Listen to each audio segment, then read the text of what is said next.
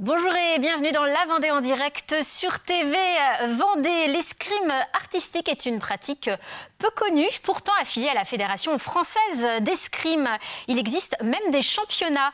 On a la chance aujourd'hui d'avoir avec nous un digne représentant de la discipline, Julien Lepénamec. Bonjour. Bonjour. Alors vous êtes donc basé aux Herbiers. J'ai noté champion du monde 2012, champion de France cette année, en début d'année 2020, en février. Merci d'avoir accepté notre invitation. Merci à vous. Alors je le disais en introduction, quand on parle d'escrime, tout de suite on identifie la pratique sportive, mais il existe d'autres pratiques. Alors j'ai noté le ludo-escrime, le fitness-escrime et notre sujet du jour, donc l'escrime artistique. Une définition peut-être pour bien comprendre ce qu'est l'escrime artistique ? En effet, c'est une pratique qui est associée à la fédération d'escrime, mais qui est différente de l'escrime sportive, où on va à la touche. L'escrime artistique, au contraire, on chorégraphie les échanges.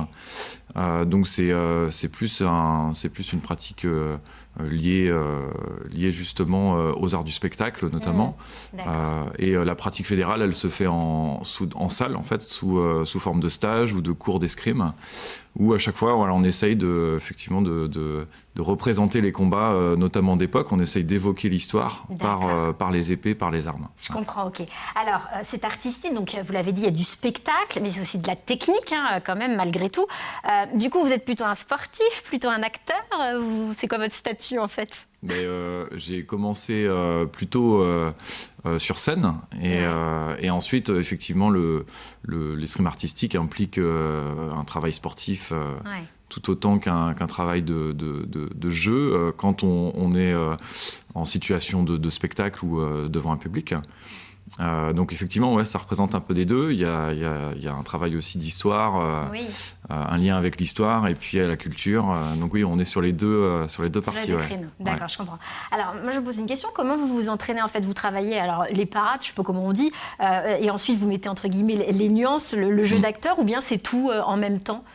En fait, les maîtres d'armes ont différentes méthodes, chacun a un petit peu sa vision et c'est ce qui fait aussi la richesse de notre sport. Pour ma part, je travaille avec le plus neutre possible, on va dire, au départ, pour que justement les gestes et surtout aussi le travail de la sécurité, puisqu'on n'a pas de protection spécifique comme en escrime sportive où on a des vestes oui, c'est vrai, et des masques. Là, on est plutôt sans filet, donc pour se sécuriser, il faut travailler sans interprétation, à mon sens. Ce qui permet en fait de bien caler les choses, de bien travailler les différents mouvements. Et ensuite, une fois que c'est bien rodé et que les personnes ont un peu l'habitude de leurs échanges, ils peuvent ensuite interpréter sur scène. On met l'interprétation après, ok.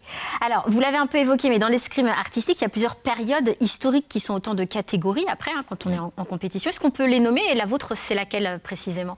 Alors, moi, j'ai fait les catégories Renaissance et Grand Siècle, qui sont une catégorie plus sur des armes qu'on appelle les rapières, notamment.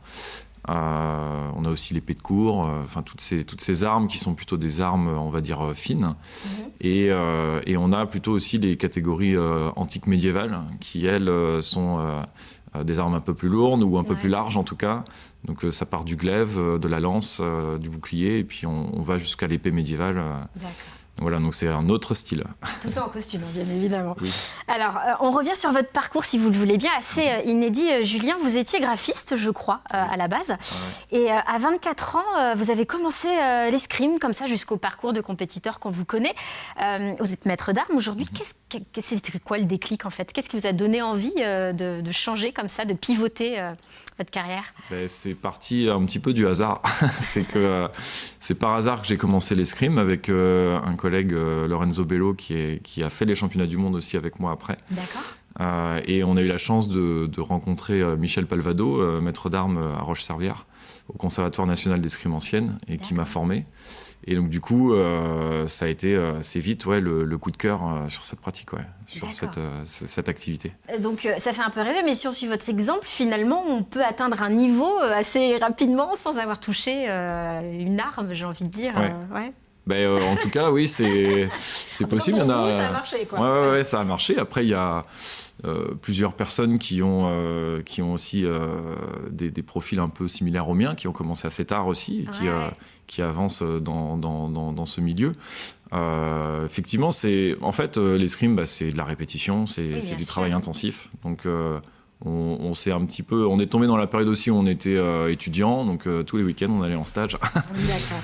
Ça marche. Alors, on l'a dit aussi, c'est une discipline qui n'est pas vraiment encore démocratisée. Hein. Vous donnez donc des cours puisque vous êtes maître d'armes, vous pouvez enseigner. C'est quoi les qualités à avoir pour se lancer dans de l'escrime artistique selon vous ?